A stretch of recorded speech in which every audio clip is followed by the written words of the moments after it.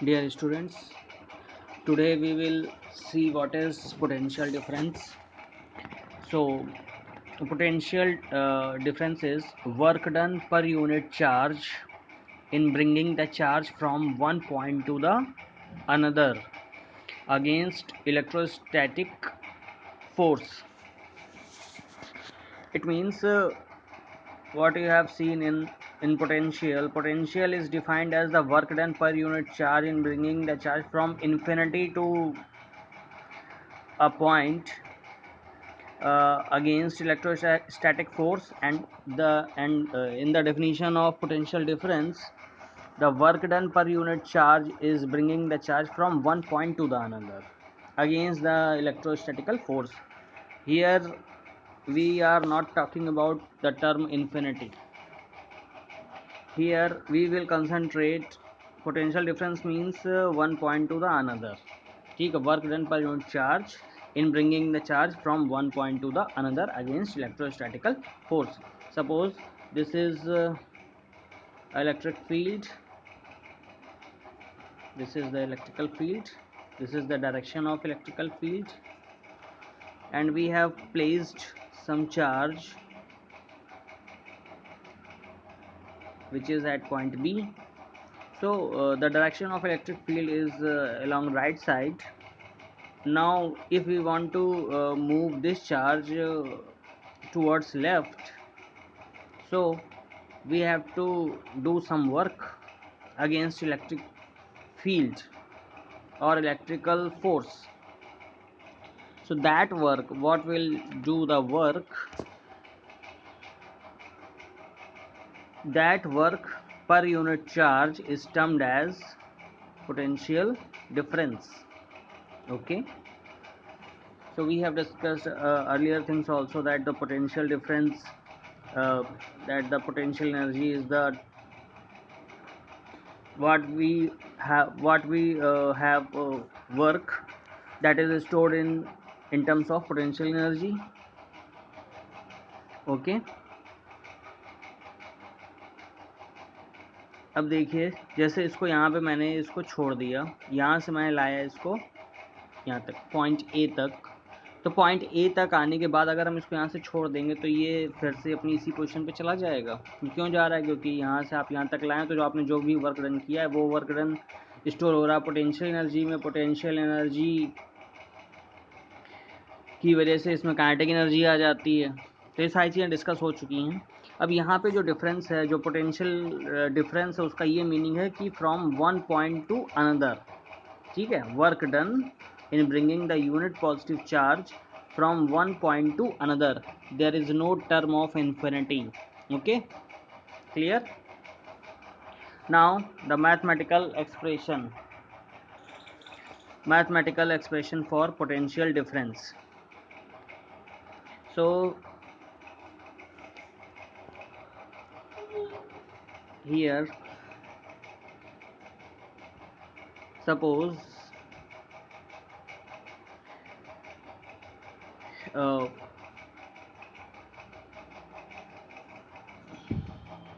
this is point B where we have placed at charge test charge unit test charge plus Q naught.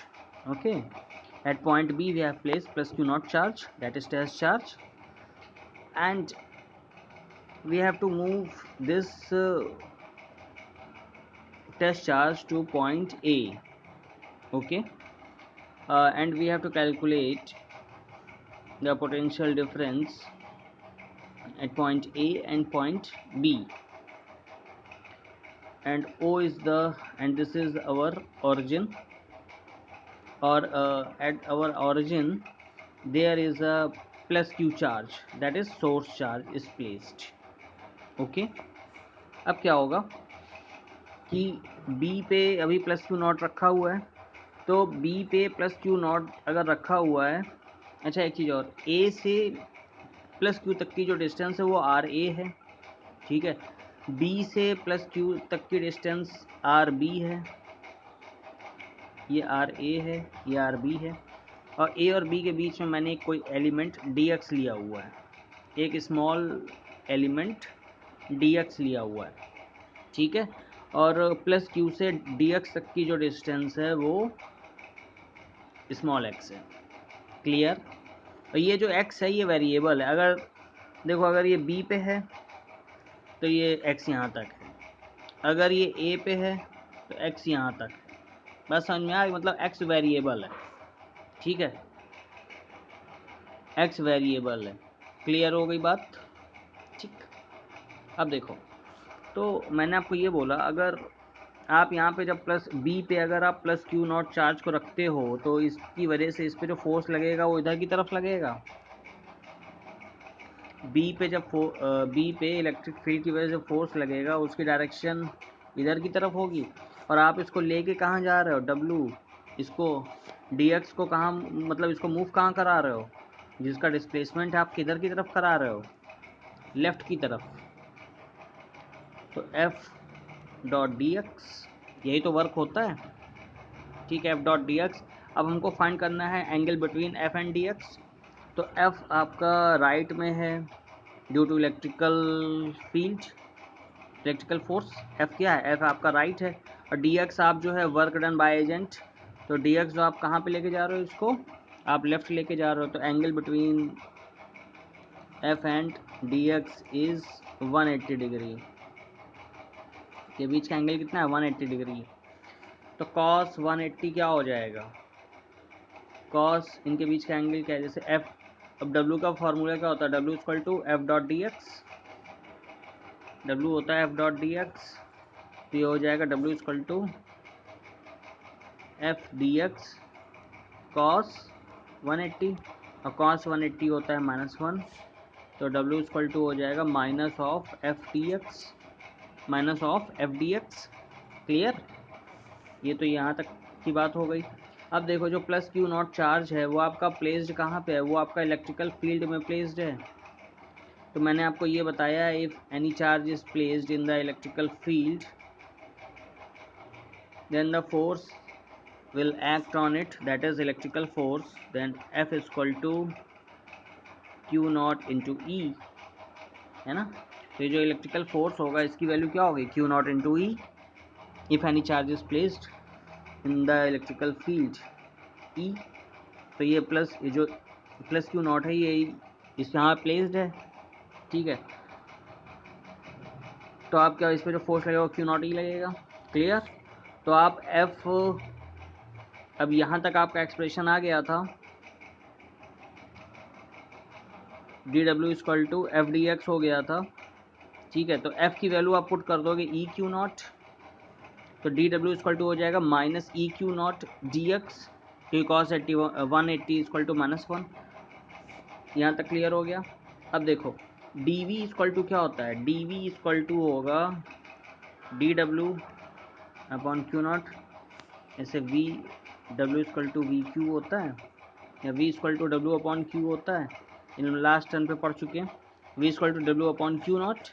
ठीक है, तो W की value यहाँ पे minus ई Q naught रख दोगे, E Q naught upon Q naught, तो ये हो जाएगा माइनस ई डी एक्स। तो डी वी इक्वल टू आ जाएगा minus E D X. Clear हो गई। अब देखो, अब D V equal to minus E D X आ गया। अब हमको क्या करना है, हमको जब ये इलेक्ट्रिकल पोटेंशियल फाइंड करना है, D V equal to minus E D X, तो हम क्या करेंगे, इसको इंटीग्रेट करेंगे। यहीं से आपका v इक्वल टू आ जाएगा माइनस ई, बाहर आ गया, ये dx आ गया। ठीक है, अब देखो e की वैल्यू पुट करोगे, e की वैल्यू पुट करोगे, जैसे अभी e कहाँ पे है, ये आपका e जो है, ये सपोज जहाँ से आपने dx आपने यहाँ पे लिया हुआ है, तो यहाँ तक की जो डिस्टेंस है x है। तो इस पॉइंट पे ई की वैल्यू क्या होगी, प्लस क्यू नॉट की वजह से इलेक्ट्रिकल फील्ड की वैल्यू क्या होती है, आपको पता है के क्यू अपॉन एक्स स्क्वायर, ये होता है। तो ई की जगह यहाँ लिख देंगे minus K Q upon X square D x. ठीक है, तो अब जो है ये के क्यू तो आपका बाहर आ जाएगा, अंदर क्या बचेगा, अब इंटीग्रल में ये देखो यहाँ तक हो गया।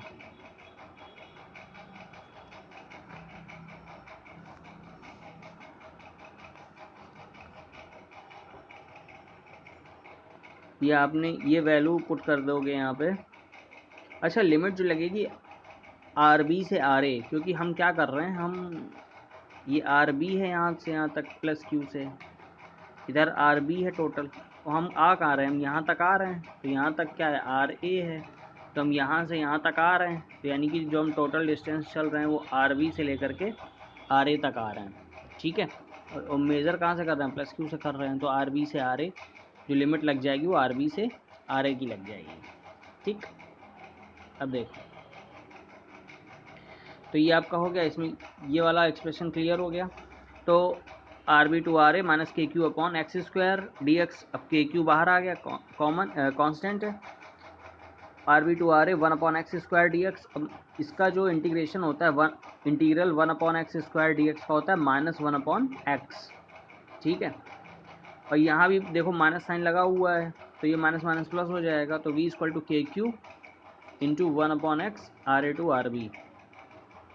ठीक है, अब क्या करोगे, अब इसमें अपर लिमिट और लोअर लिमिट की वैल्यू पुट करनी है, तो v equal to K Q one upon R A minus one upon R B, and it is potential difference that is physically, ये इसका एक्सप्रेशन आ गया, v equal to K Q one upon R A minus one upon R B. ठीक है, ये potential difference का expression है। ठीक, दो पॉइंट्स के बीच का। अब it is the potential difference that is physically significant.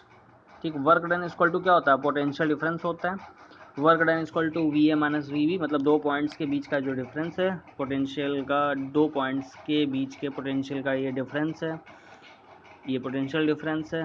ठीक है, तो ये आपका यही वर्क डन होता है, potential difference is equal to work done. Clear हो गई बात।